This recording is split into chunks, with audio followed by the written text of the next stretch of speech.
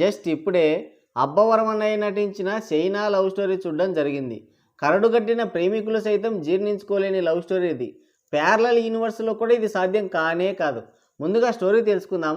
Hero Abbavaram అన్నయ్య ఒక అనాథ, పేరు పెట్టే వాళ్ళు కూడా ఉండరు. అప్పుడే మన జగన్మామయ్య పాదయాత్ర చేసుకుంటూ అక్కడికి వస్తాడు. హీరోకి ఒక పేరు పెట్టమని అడిగితే దేవుడు అని పెట్టాడు. ప్రపంచంలో ఏడా దొరకని పేర్లన్నీ మామయ్య దగ్గరే స్టాక్ ఉంటాయి. జగన్మామయ్య పేరు పెట్టి ఆశీర్వదించడంతో అబ్బవరం అన్నయ్యకి తిరిగే ఉండదు. రోడ్లు పట్టుకొని తిరిగి తిరిగి తిరిగి తిరిగి లాస్ట్కి చెన్నై చేరుకుంటాడు. ఇంకా అదే పేరు పెట్టుకుంటే దేశాలు పట్టుకొని తిరగాల్సి వస్తుందేమని భయపడి స్టీఫెన్ శంకర్ అని పేరు మార్చుకుంటాడు. డైరెక్టర్ అవ్వాలని కథలు కూడా రాసుకుంటాడు. మరోవైపు హీరోయిన్ అక్కయ్య ఒకని గాఢంగా ప్రేమించి పెళ్లి పీటలు ఎక్కుతుంది. మరి ఆ పీటలు సరిగ్గా లేవో, పంతులు మంత్రాలు సరిగ్గా చదవలేదో తెలీదు. పెళ్లి పీట మీద కూర్చున్న హీరోయిన్కి ఆ రెండో పీట కూడా నువ్వే ఉంచుకో, నాకు వద్దని చెప్పి వెళ్ళిపోతాడు.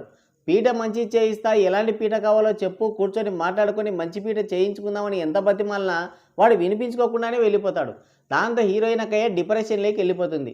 ఇక్కడే ఉంటే ఆ రెండో పీట కూడా ఇరగొడుతుందేమని భయపడిన పేరెంట్స్ ఆమెను చెన్నైకి పంపిస్తారు. ఆ లవ్ ఫెయిల్ అవ్వడంతో దేవదాస్ కంటే దారుణంగా తాగుతుంటుంది. ఇంతలో పేరు మార్చుకున్న అబ్బవరం అన్నయ్య తనకు పరిచయం అవుతాడు. బండి మళ్ళీ లైన్లో పడుతుంది. ఇద్దరు చట్టా పట్టాలు వేసుకొని తిరిగి పెళ్లి పీటలు ఎక్కాలనుకుంటారు. అయితే అబ్బవరం అన్నయ్య కూడా మళ్ళీ పీటలు బాగోలేవని చెప్పి వదిలేసి వెళ్ళిపోతాడేమో అని అవేమీ లేకుండా రిజిస్టర్ మ్యారేజ్కి ప్లాన్ చేస్తుంది. అంతా ఓకే అనుకుంటున్న టైంలో ఒక ట్విస్ట్. ఇది మామూలు ట్విస్ట్ కాదు, మొత్తం సినిమాకే బొక్క పెట్టే ట్విస్ట్. అక్కడే ఇంటర్వెల్. ఫస్ట్ హాఫ్ చూసిన తర్వాత అబ్బా ప్రశాంతంగా ఉందిరా నాయన, మంచి ఫీల్ గుడ్ మూవీ, పైగా అబ్బవరం అన్నయ్య యాక్టింగ్ సింపేశాడు అని మెచ్చుకుంటూనే ఆ ట్విస్ట్ ఎందుకబ్బా అని అనుమాన పడుతూనే పాస్ పోసుకోవడానికి వెళ్ళాం.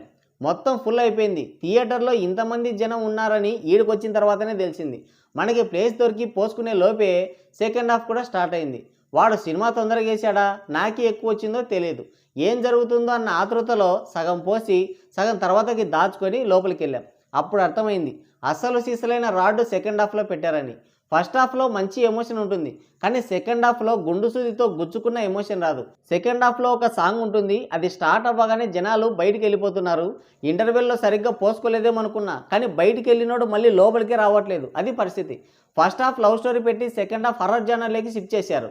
అక్కడ దయ్యాన్ని చూసి ఎవడు భయపడలేదు, ఆ ల్యాగ్కే ఉచ్చపడిపోయింది. స్పాయిల్ అవుతుందని చెప్పడం లేదంతే. కాన్సెప్ట్ బాగుంది, కానీ దాన్ని ఎవడూ యాక్సెప్ట్ చేయలేడు. హీరోయిన్ ముందు ఒకరితో 5 సంవత్సరాలు రిలేషన్షిప్లో ఉంటుంది. వాడిని మర్చిపోయి హీరోయిన్ని లవ్ చేస్తుంది, అంతవరకు ఓకే. కానీ ఆ తర్వాతే అసలు సమస్య. ఆమె ప్రేమలో నిజాయితీ కనిపించదు సెకండ్ హాఫ్లో, కానీ హీరో మీద వల్ల మాలిన ప్రేమ అన్నట్టుంటాయి డైలాగులు. ఎప్పటికప్పుడు హీరోని వదిలించుకుందామా అన్నట్టే ఉంటుంది అది. కానీ సెకండ్ హాఫ్ చూడండి, ఆ టార్చర్కే చాలా మంది బయటికి వెళ్ళిపోయారు. సెకండ్ హాఫ్ క్రింజ్ రొట్ట రాడ్డు, భరించలేం, జీర్ణించుకోలేం. ఆ ఫ్యాంటసీ వరల్డ్లో మంచి బ్రతకడమే అసాధ్యం. పైగా ఫస్ట్ హాఫ్లో ఉన్న ఇంటెన్సిటీ సెకండ్ హాఫ్లో ఉండదు హీరోయిన్ ప్రేమలో. అది దెబ్బేసింది. ఏం చెప్పినా స్పాయిల్ అయిపోతుంది. బట్ హీరో అబ్బవరం అన్నయ్య అలాగే హీరోయిన్ మాత్రం యాక్టింగ్ అయితే చింపేశారు, కుమ్మేశారు. హీరోయిన్కి అయితే నేషనల్ అవార్డు వచ్చినా కూడా మనం ఆశ్చర్యపోవాల్సిన అవసరం ఉండదు. ఆ రేంజ్లో యాక్టింగ్ చేసింది.